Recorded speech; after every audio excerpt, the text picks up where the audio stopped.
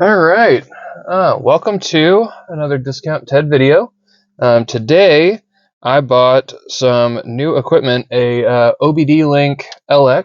Hopefully that's in the picture there.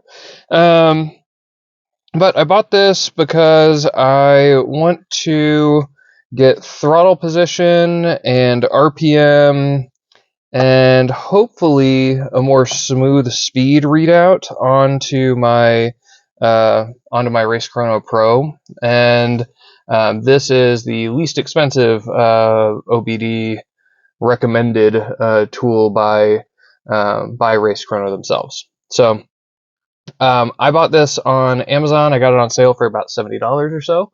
If I was willing to wait longer or look a bit deeper, you know, who knows? These things probably come up used here and there. You probably could have got one for 40 or 50, that kind of thing. But for $70 around Father's Day, it was worth it. So this OBDLink, I haven't looked at any instructions. Let's look at what was in the box. So I got a 3-year warranty card, and then I've got a getting started guide. So it shows me what the pair button is on there. It's the only button you have on there. So the first thing, download the OBDLink app. I'll go ahead and get my actual phone out here that we're going to use, and I'll do that. It has a barcode on there. I might as well use that. And come on, scan it. Good. And let's install it. So this is for diagnostics. So the primary use case of this device is for people to scan codes, all that stuff. I have a hard cable for that. That's not really what I'm going to be using it for, but so it says download the app first, then start the engine, plug it into the OBD port after that, then push the pair button and sync via Bluetooth. Okay, and then connect in the app via Bluetooth. Allow location. Oh, map. Okay. Then firmware updates are available if you want. Okay, so pretty straightforward. I actually don't know if I need the app to get started, but there you go, it is. Let's go ahead and start the engine, and then we'll plug it in and go from there. Where the hell did I put the device now that I did all this stuff? Oh, it's under that paperwork. Okay, so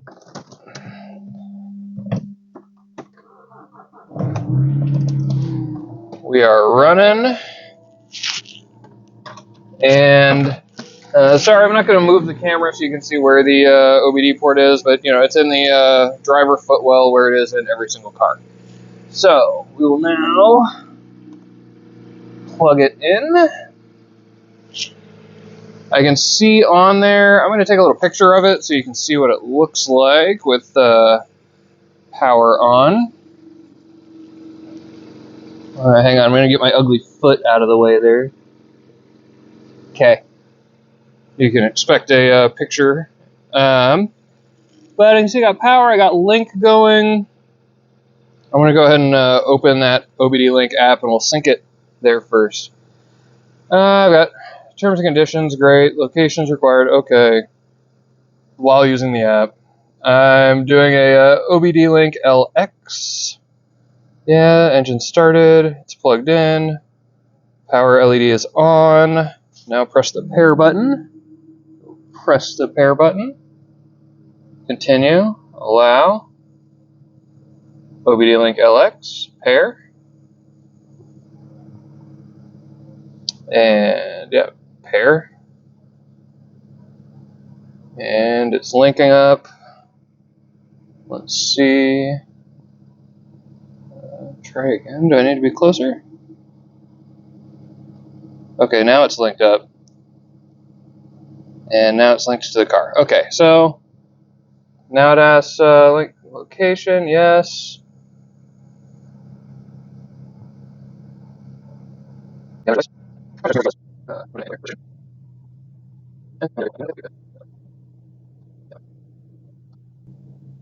Alright. So we're now connected. What I really want to do is see if I can connect it to RaceChronoPro. So I'm going to open RaceChronoPro, and Now I'm going to start a screen record on here so you can see what's going on my phone.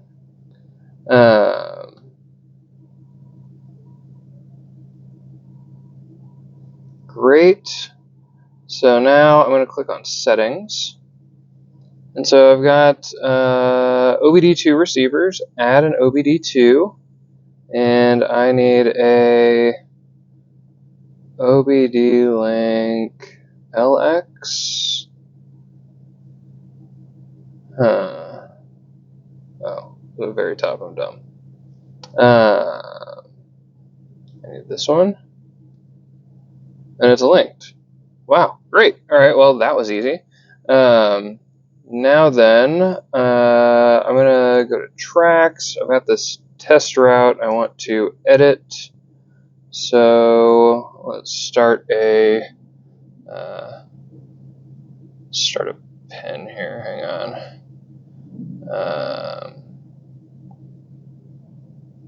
That's not the direction I want that to go. How do I edit that?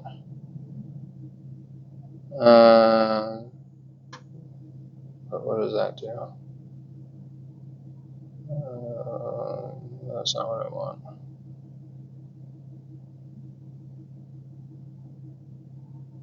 How do I spin this? I need to rotate it. There we go. So,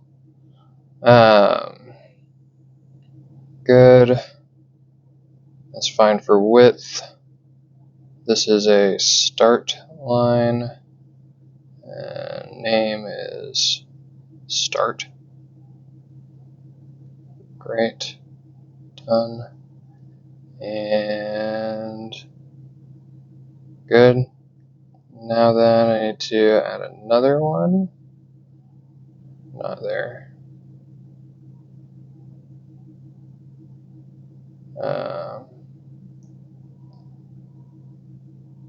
Start one over here, kind of.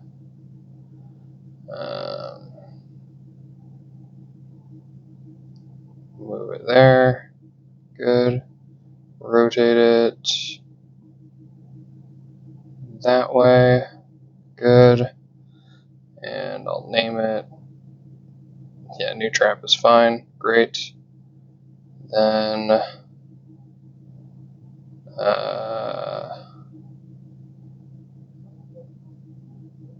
let me see that. No. Okay. Let's see if that works. Okay, cool. So let's go ahead and start.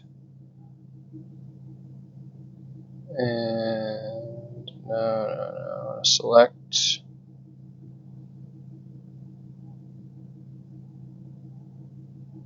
End the session. Tracks. I have to add a finish trap. That's the issue. So then we're going to add finish.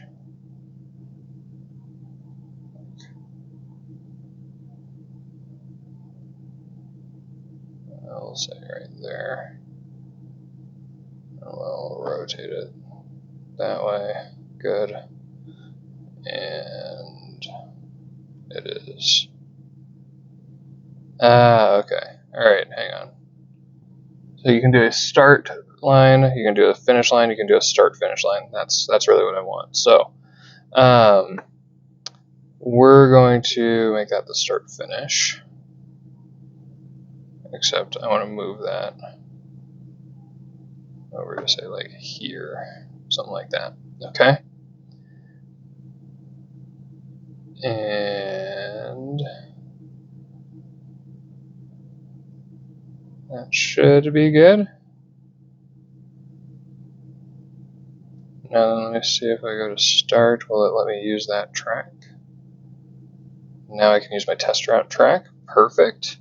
Okay. Oh, hang on. I need to go back to settings here. I want to disable the GoPro camera since I don't have it in here with me. Enable the other. Start. Select. Test route. Camera. Unlock orientation. We'll record. Go over here. Let's put this guy up. Let's say turn it sideways. That up. Okay. All right. Now then, let's just go around the block really quick for our test loop.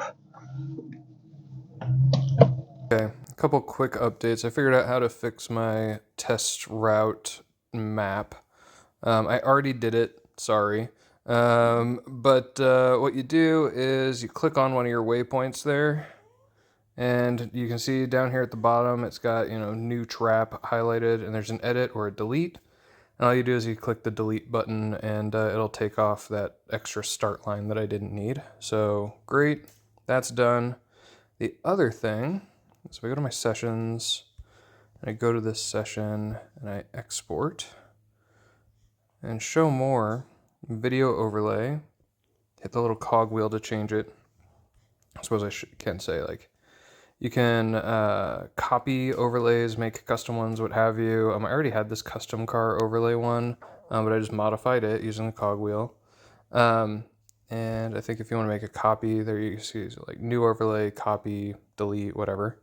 But in here, you can see, the where the watermark is, or size of it, location, the map, and we've got our lap details at the top. Then down at the bottom, it had lateral acceleration was already there.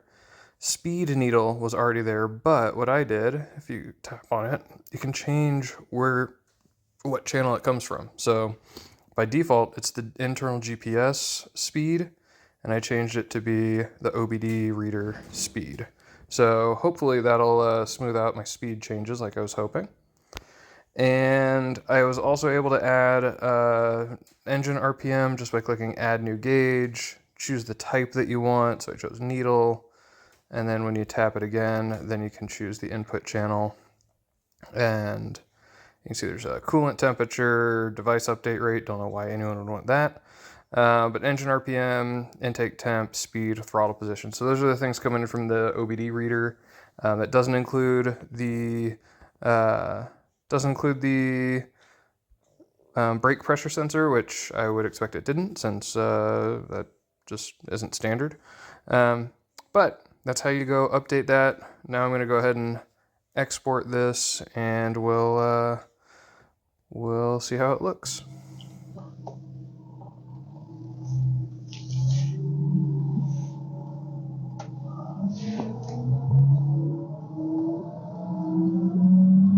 All right, we're on our first lap. Good.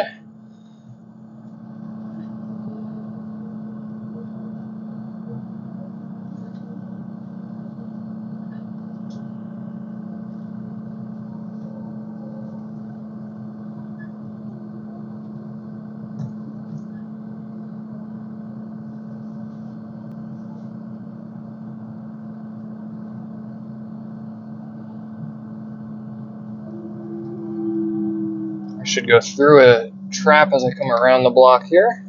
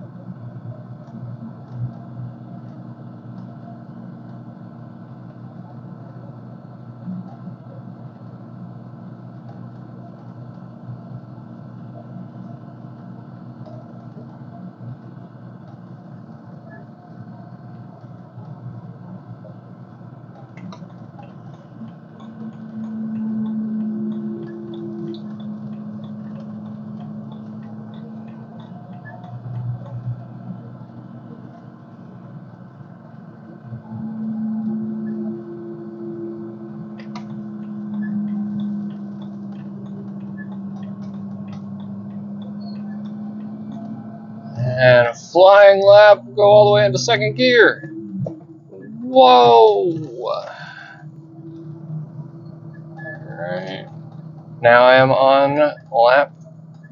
It says I'm on lap 3. Interesting. Alright, I gotta figure out that that map. Maybe I messed it up to where it jumped a lap on me there. But oh yeah, having that extra start line in there is messing it up. But in any case, I can just delete that track. You saw how fast it was for me to build it. But yeah, I think that extra start line I have in there, I'll see if I can figure out how to delete that start line or just delete the track overall. After I export this session, we'll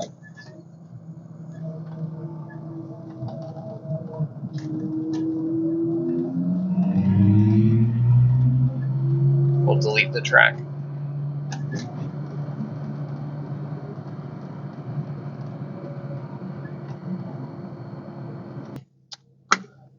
Just because I'm going to toss this in my toolbox, have it with all the other things.